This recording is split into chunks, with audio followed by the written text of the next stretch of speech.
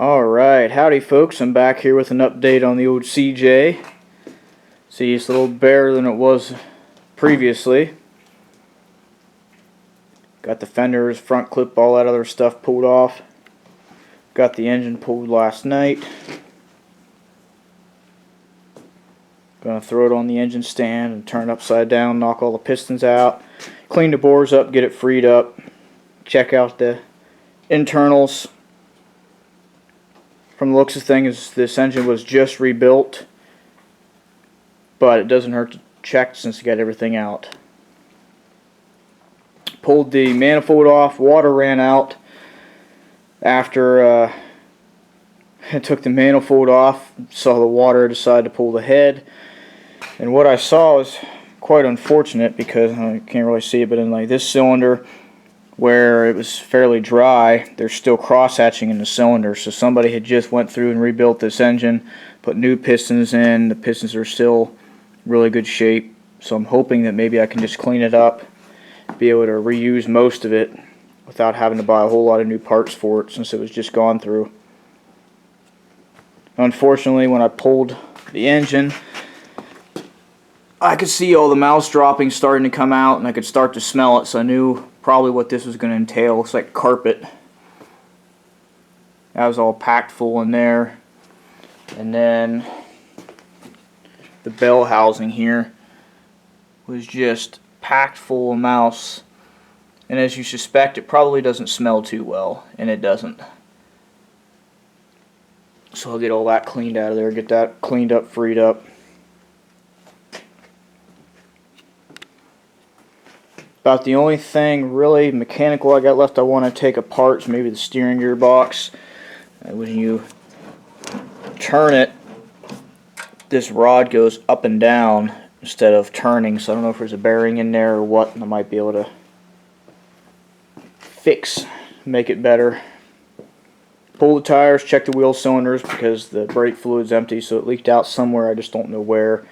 But now would be a good time just to change the wheel cylinders for all the more they cost, just to be sure that everything's good.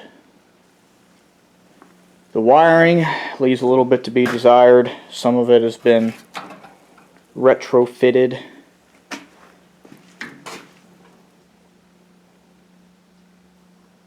So I'm going to have to give this a little bit of attention.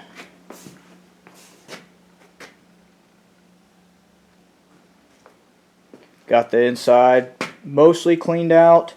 It had rained before I pulled it in, so unfortunately everything was wet coming into the garage. And all this underneath the seat here, clear up into the floor pans, was just packed full of dirt and sand, and it just held water like crazy. So I took the putty knife and tried to get most of it cleaned up to try and get it dried out.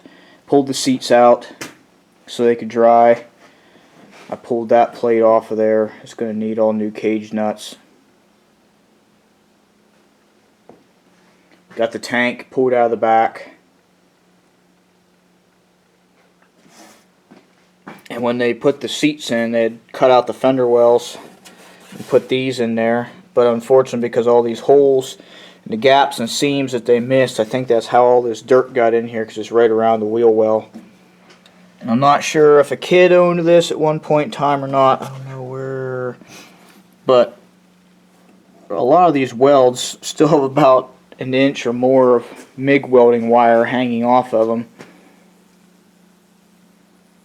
There's just a bunch of other things that seem to be what a young kid would do, but who knows. Couldn't get the fenders off because the fenders had been welded to this angle iron, which was used for the step, so I had to take the grinder and cut that off to get the fenders out.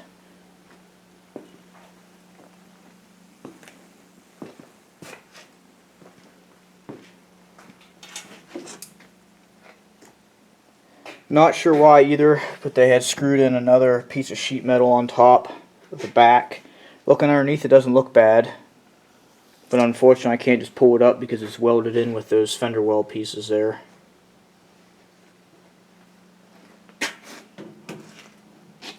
Got a few lights to fix.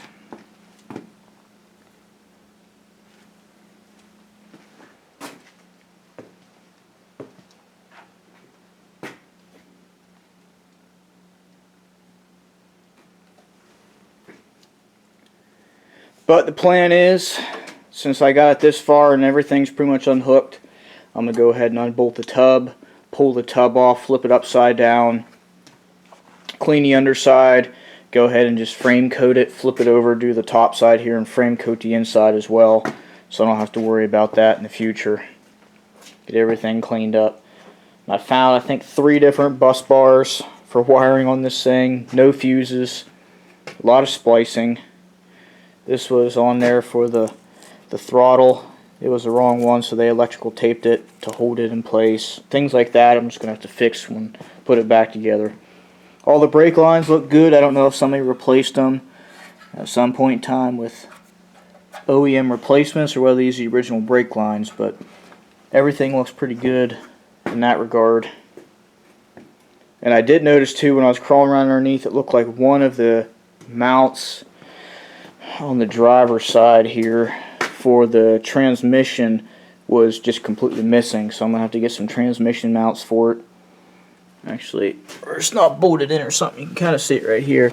I think that's it. That's not the one I was looking at. There's another one that looked like it was missing, but that was loose anyway. So just a lot of little things I'm going to have to fix.